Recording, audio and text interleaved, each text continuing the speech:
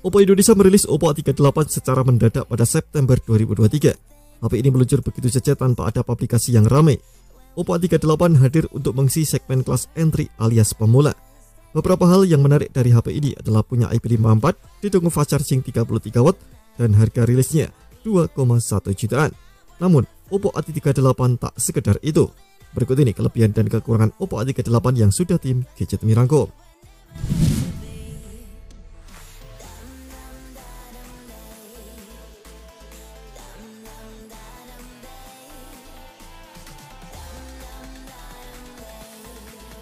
Pada tahun 2023, Oppo kompak menggunakan desain yang sama untuk HP Oppo A series. Lihat saja penampakan Oppo A38 mirip seperti Oppo A58 dan Oppo A78. Ciri khas desain ketiga tersebut ada pada susunan kamera belakang serta tepi bodi yang datar. Kamera belakang ketiganya disusun secara vertikal dengan dua lensa besar, lalu diikuti oleh aksen glossy berbentuk silinder yang memanjang ke bawah. Finishing Oppo Glow juga diterapkan. Finishing matte ini menjadi bodi belakang HP Oppo A38 dan dua ponsel lainnya. Memiliki tekstur tertentu sekaligus terproteksi dari noda minyak, debu, dan sidik jari. Yang beda, Oppo A38 memakai model poni kamera depan ala tetesan air. Sementara itu Oppo A58 dan Oppo A78 menggunakan model punch hole. Secara dimensi, Oppo A38 cukup tipis dan tak terlalu berat. Ketebalannya 8,16 mm sedangkan bobotnya 190 gram. Satu hal yang membuat desain HP ini semakin keren yakni adanya sertifikasi IP54. Dengan sertifikasi tersebut, Oppo A38 dijamin tahan debu serta tahan percikan air.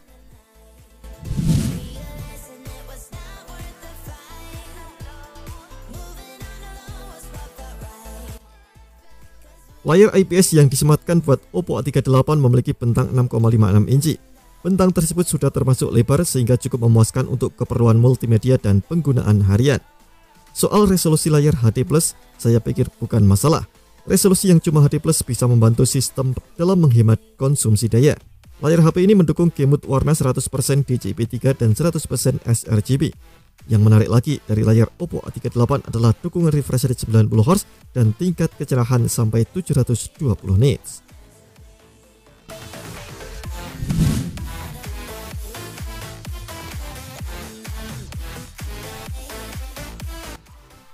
Dapur pacu Oppo A38 disokong SoC MediaTek Helio G85, RAM 4GB dan memori internal 128GB.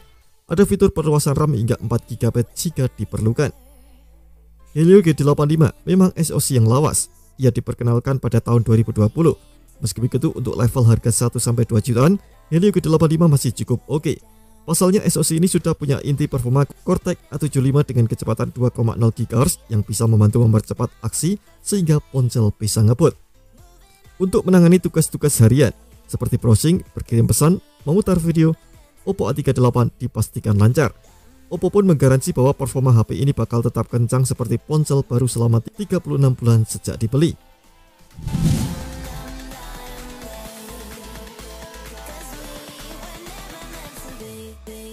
Memori internal 128GB yang disematkan Oppo A38 terbilang lega. Anda bisa memasang banyak aplikasi dan game tanpa ragu. Anda pun tak usah risau saat menyimpan banyak video, lagu, dan dokumen penting. Ruang simpan di HP ini masih bisa diperluas melalui slot microSD khusus. Anda dapat masang microSD dengan kapasitas hingga 1 TB. File seperti video, lagu, dan dokumen bisa dipindahkan ke microSD. Dengan begitu memori internal akan semakin lega.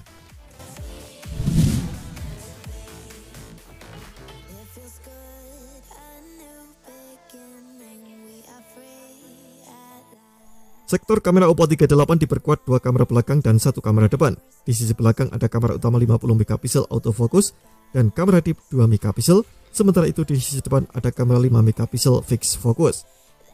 Baik kamera utama dan kamera depan bisa hasilkan video dengan resolusi sampai 1080p di 30fps. Terdapat beberapa fitur pengoptilan hasil foto seperti mode malam, mode portrait, dan HDR. Ada juga digital zoom hingga 5 kali.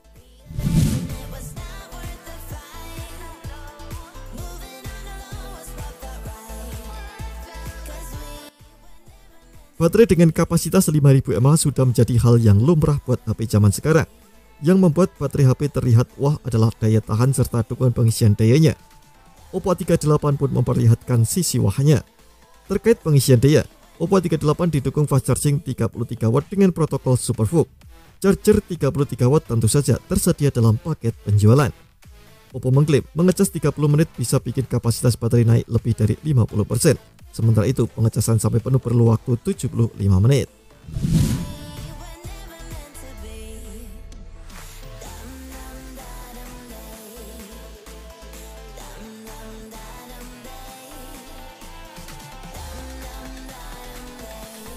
RAM 4GB buat sebagian orang mungkin sudah cukup. Catatannya, jika orang tersebut bukan pengguna kelas berat, mereka adalah orang yang tak buka banyak aplikasi dalam satu waktu, tak pula main game berat yang butuh resource besar dari RAM.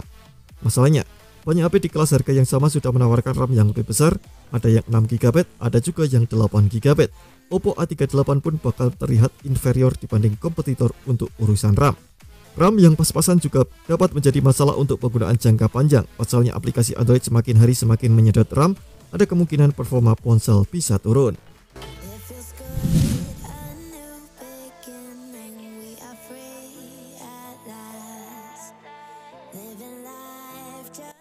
Oppo A38 memiliki sensor esensial yang memadai, ada akselerometer, proximitas, cahaya, kompas, dan pemindai sidik jari.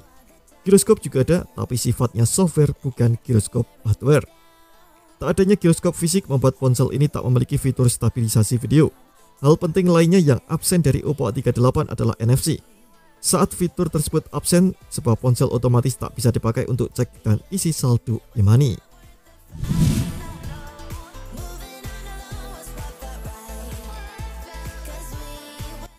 Saya melihat bahwa Oppo A38 merupakan versi murah dari Oppo A58. HP dengan harga rilis 2,1 jutaan ini mengalami beberapa pemangkasan dari yang dipunyai Oppo A58.